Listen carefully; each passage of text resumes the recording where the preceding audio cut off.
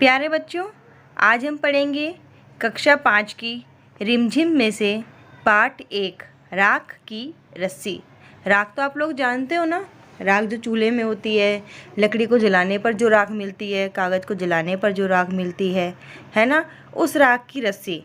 क्या आपको लगता है कि राख की रस्सी हो सकती है? अजीब सी बात है ना। चलो चैप्टर को पढ़ते हैं और फिर समझते हैं कि क्या कहानी है। लोनपोगार तिब्बत के 32वें राजा। अब बताओ ये 32 क्या होता है?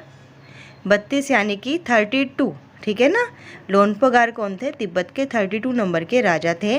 राजा सोनगवसेन गापो के मंत्री थे, ठीक है। लोनपोगार कौन थे? सोनगवसेन गापो के मंत्री थे। वह जो है अपनी चालाकी मतलब बहुत चालाक थे वो, है ना, और हाजिर जवाबी। अब ये हाजिर जवाबी क्या होता है? हाजिर जवाबी का मतलब होता है तुरंत जवाब देना, है ना। जब उनसे कोई कुछ पूछता था या कुछ बताता था तो वो तुरंत जवाब दे देते थे, इतना दिमाग चलता था उनका। उसके लिए दूर दूर तक मशहूर थे। कोई उनके सामने टिकता भी नहीं था। चैन से ज़िंदगी चल रही थी। भाई होशियार थे, ज़िंदगी तो चैन से चलेगी ना, सब काम हो रहे थे। लेकिन जब से उनका बेटा बड़ा हुआ था, उनके लिए चिंता का विषय बना हुआ था। अब बेटे का बड़ा होना कोई चिंता का विषय होता है क्या? नहीं होता ना। फिर उनके लिए क्यों था? चलो देखते हैं। कारण ये था कि वह बहुत भोला भाला था। भोला भाला मतलब सीधा शरीफ। होशियारी उसे छूकर भी नहीं गई थी। मतलब होशियार नहीं था वो, ना वो ज़्यादा दिमाग चलता था उसका, अपने पिता की तरह तो बिल्कुल भी नहीं था। तो लोनपोगार ने सोचा कि मेरा बेटा बहुत सीधा साधा है। अब जब तक मैं हूँ तब तक तो इसको देख लूँगा, अब मेरे बाद इसका कैसे काम चलेगा। तो लोनपोगार ने सोचा मुझे कोई ना कोई तरकीब लगानी पड़ेगी ताकि मेरे बेटे में थोड़ी सी अकल आए, समझदारी आए और उसे दुनिया में रहने का तरीका आए। एक दिन लोनपोगार ने क्या किया, अपने बेटे को पूरी 100 भेड़ें दे दी। 100 पता है ना कितनी होती हैं? 100, 90, 100। कितनी भेड़ें दे दी? 100 दे दी।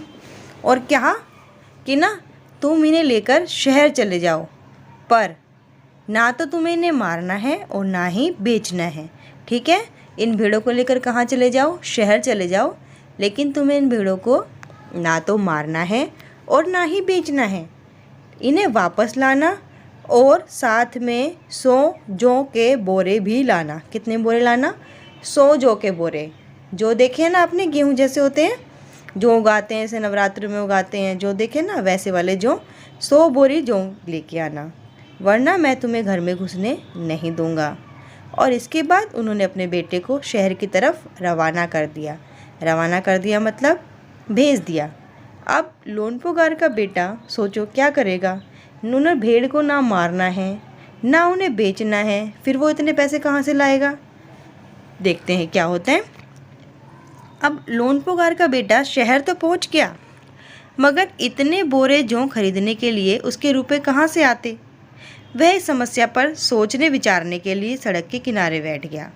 सोचने विचारने यानी कि सोचने लगा, दिमाग लगाने लगा कि मैं बिना इन भेड़ों को बेचे, बिना इन भेड़ों को मारे 100 जौ के बोरे कैसे लेके आ सकता हूँ। लेकिन कोई भी हल समझ में नहीं आ रहा था। हल मतलब सॉल्यूशन, ठीक है। वह बहुत दुखी था। तभी क्या होता है कि एक लड़की उसके सामने आ जाती है और पूछती है, क्या बात है, तुम इतने दुखी क्यों हो? अब लोनपोगार के बेटे ने अपना हाल कह सुनाया। अच्छा, तो इसमें इतना दुखी होने की क्या बात है, मैं इसका हल निकाल देती हूँ।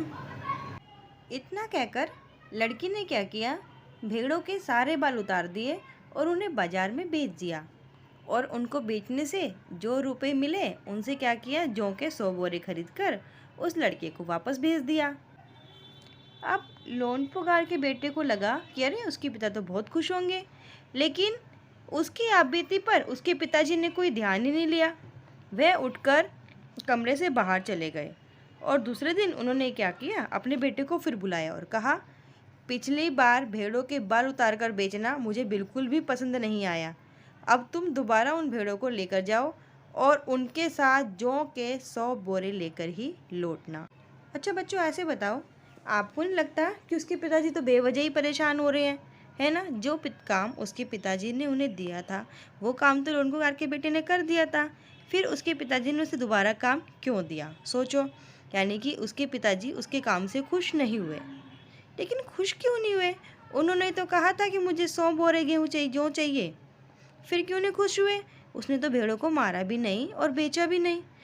क्यों खुश नहीं हुए, सोचो। चलो मैं बताती हूँ क्यों खुश नहीं हुए। अब आप बताओ, आपके पेरेंट्स चाहते हैं, मम्मी पापा चाहते हैं कि आप क्लास में फ़र्स्ट आओ, है ना। और आप क्लास में फ़र्स्ट आ भी गए, लेकिन आप जो फ़र्स्ट आए हो वो नकल करने से आए हो। तो क्या आपके मम्मी पापा खुश होंगे? नहीं होंगे ना। आपने तो अपना दिमाग नहीं लगाया। इसीलिए लोनपोगार भी खुश नहीं हुए, क्योंकि लोनपोगार के बेटे ने अपना दिमाग नहीं लगाया था। इसलिए उन्होंने क्या किया, अपने बेटे को दोबारा शहर भेज दिया और कहा कि तुम इस बार 100 जौ के बोरे लेकर आना, और इस बार ना भेड़ों को मारना है, ना बेचना है, और ना ही उनके बाल उतारने हैं।